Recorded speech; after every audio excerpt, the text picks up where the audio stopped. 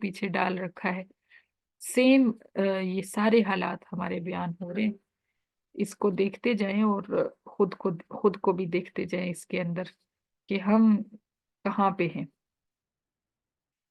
فرمایا کہ ہم نے اللہ تعالیٰ کو اپنی پشتوں کے پیچھے ڈال رکھا ہے. ہمارے سب معاملات ہم دنیا کی دوڑ میں ایسے مگن ہیں جیسے کوئی ہمیں لگام ڈالنے والا ہی نہیں ہے.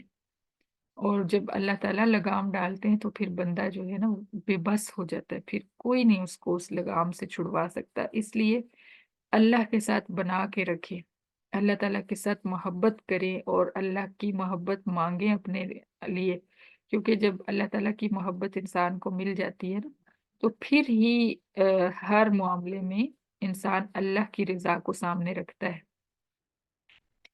ورنہ پھر یہی ہوتا ہے کہ اللہ کو پشتوں کے پیچھے ڈال دیا اور دنیا کے سارے معاملات ان کو اولیت بخشی. اولیت جن چیزوں کو ہم دیتے ہیں وہ چیزیں تو ایک سیکنڈ میں چھن جاتی ہیں، جبکہ رب جو ہے وہ قبر میں بھی ساتھ، حشر میں بھی ساتھ، اور ہر جگہ پہ ساتھ ہوگا اور ہوتا ہے. لیکن جن چیزوں کے لیے ہم لڑ جھگڑ رہے ہوتے ہیں آپس میں اور اپنی زندگی کی ترجیحات ہم نے بنا لی ہوتی ہیں، مال بٹورنا اور لڑائی جھگڑے، سب سے جو مین چیز ہے نا جس کی وجہ سے سارے جھگڑے ہیں وہ انسان کا پیٹ ہے، انسان کا نفس ہے. یعنی پیٹ بھرنے کے لیے سارے جھگڑے اور کوئی وجہ نہیں. مال حاصل کرنے کے لیے سب لڑائیاں، سب جھگڑے، سب فسادات ہیں. اور وہ مال جو کہتے ہیں نا کہ کفن میں جیب نہیں ہوتی، کفن کے اندر پیسے رکھ کے نہیں انسان لے کے جاتا، اپنے اعمال ساتھ لے کے جاتا ہے. اور زندگی جو ہے وہ اتنی مختصر ہے کہ ہمارے سے جو پچھلی نسل ہے وہ بھی یہاں پہ اس کا بھی کوئی تذکرہ نہیں ہوتا. اس دنیا میں تو جو چلا جاتا ہے 6 ماہ کے بعد ہی اس کا تذکرہ ختم ہو جاتا ہے. تو پھر ہم اتنے غافل ہوئے ہوئے ہیں، اتنے زیادہ مگن ہیں اس مال و متاع میں، ہمیں لگتا ہے کہ نہ تو ہم سے پہلے کوئی یہاں آباد ہوا تھا اور نہ ہی ہمارے بعد کسی نے یہاں پہ آنا ہے، ہم ہی ہم ہیں بس. تو یہ سوچیں جو تھیں یہ پہلے لوگوں کو بھی تھی، لیکن آج وہ مٹی کے ڈھیر بن چکے ہیں، ان کا کوئی تذکرہ ہی نہیں ہے اس دنیا میں.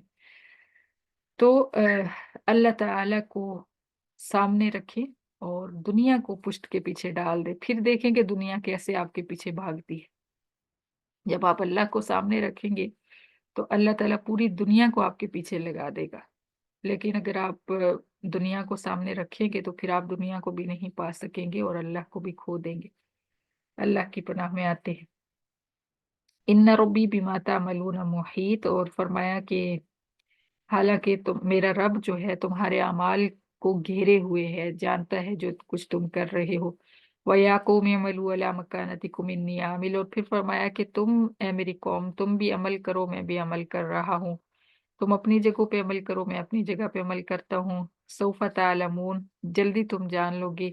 من یأتیہ عذاب یخزیہ ومن ہوا کاذب، اس شخص کو بھی جان لو گے کہ جھوٹا کون ہے، اور اس شخص کو بھی جان لو گے جس کے پاس عذاب آئے گا اور اس کو پھر رسوا کر کے رکھ دے گا. وہ عذاب کوئی ہلکی چیز نہیں ہوگی. وَارْتَقِبُوا إِنِّي مَعَكُمْ رَقِیب، اور تم انتظار کرو میں بھی تمہارے ساتھ انتظار کر رہا ہوں.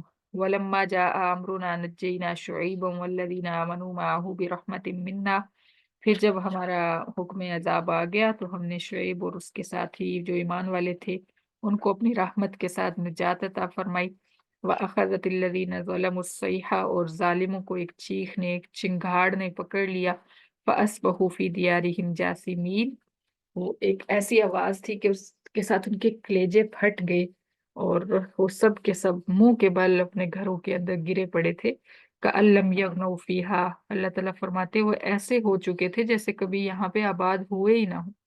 ابھی پیچھے ان کی پچھلے جو ہم نے گفتگو پڑھی ہے اس کو سوچئے کہ تھوڑی دیر پہلے وہ کیسے حضرت شعیب علیہ السلام کے ساتھ بحث کر رہے تھے، اور تھوڑی دیر کے بعد اللہ فرماتے ہیں وہ ایسے ہو چکے تھے جیسے کہ کبھی آباد ہی نہ ہوئے ہوں. الا بعدا لمدین کما بعدت ثمود، خبردار سنو مدین والوں پر بھی اللہ کی لعنت ہے جیسے قوم سمود پر ہے. کتنی بڑی بدبختی ہے کہ یہ جملہ قرآن میں اللہ تعالیٰ فرما دے. اور اللہ اکبر اللہ اکبر. वलक़द अर्सलना मूसा बिआयातिना व सुल्तानिम मुबीन। फिर ये 7वां वाक़या है कि हज़रत मूसा अलैहिस्सलाम को भी हमने मोजज़ात और वाज़े गलबे के साथ अ, भेजा इला फ़िरौन व मलइही, फ़िरौन और उसके सरदारों की तरफ। तबऊ अम्र फ़िरऔन वमा अम्रु फ़िरऔन बिरशीद। लेकिन उन्होंने फ़िरऔन के मामले की ही यानी फ़िरौनियों ने फ़िरऔन के हुक्म की ही पैरवी की, और हालांकि फ़िरऔन का हुक्म कोई भलाई वाला नहीं था, कोई अच्छा नहीं था। यकदुम कौमहू यौमल क़ियामा, फ़िरऔन जो है क़यामत के दिन क़यादत करेगा अपनी कौम की। फ़अौरदहुमुन्नार, और उनको आग पर ला खड़ा करेगा। यही मामला होगा हर हर शख्स के लिए, हर उस शख्स के लिए जिसके मातहत कुछ लोग होते हैं। वो अपने मातहतों को किस तरफ लेके जाता है क़यामत के दिन, उसी तरह होगा कि वो अगर कोई जन्नत में जाने वाला होगा तो वो अपने मातहतों को जन्नत में ले जाके खड़ा कर देगा, और अगर कोई जहन्नम की तरफ रहनुमाई करने वाला है तो वो अपने उन साथियों के साथ, अपनी उस कौम के साथ जहन्नम पे जाके खड़ा हो जाएगा। तो फिरौन का भी अल्लाह ताला फरमा रहे हैं कि आगे आगे होगा, क़यादत करेगा। यकदुम का मतलब है क़यादत करेगा अपनी कौम की, और उनको आग पर ला खड़ा करेगा। वबिअसल विर्दुल मवरूद, और ये घाट जो है बहुत ही बुरा घाट है पहुंचने वालों के लिए। व उत्बिउ फी हादिही लाना, और उन पर इस दुनिया में भी लानत की गई। व यौमिल क़ियामा, और क़यामत के दिन भी उन पर लानत की जाएगी। वबिअसर रिफ्दुल मरफूद, और ये बहुत ही बुरा इनाम है जो इनाम पाने वालों को मिलेगा। इसीलिए जब भी आपने किसी को अपने ऊपर मुकर्रर करना होता है, खास तौर पे उस्ताद मुकर्रर करना होता है, तो जरूर उसको परख लिया करें पहले कि ये कैसा है, ये हमें किस तरफ लेके जाएगा। किसी को दोस्त बनाना है, किसी को रहनुमा बनाना है अपना, किसी को पीर और मुर्शिद बनाना है, तो उसके अपने अमाल को जरूर देख लिया कीजिए कि ये हमें किस तरफ लेके जाएगा। अगर हम इसके पीछे लग जाएं, आंखें बंद करके कभी भी किसी की क़यादत में शामिल ना हो, तो ये जरूर परखें कि हम अगर इसके पीछे लगेंगे तो फिर हमें ये लेकर कहाँ जाएगा, आखिर अंजाम हमारा क्या होने वाला होगा अगर इसके साथ चलेंगे तो।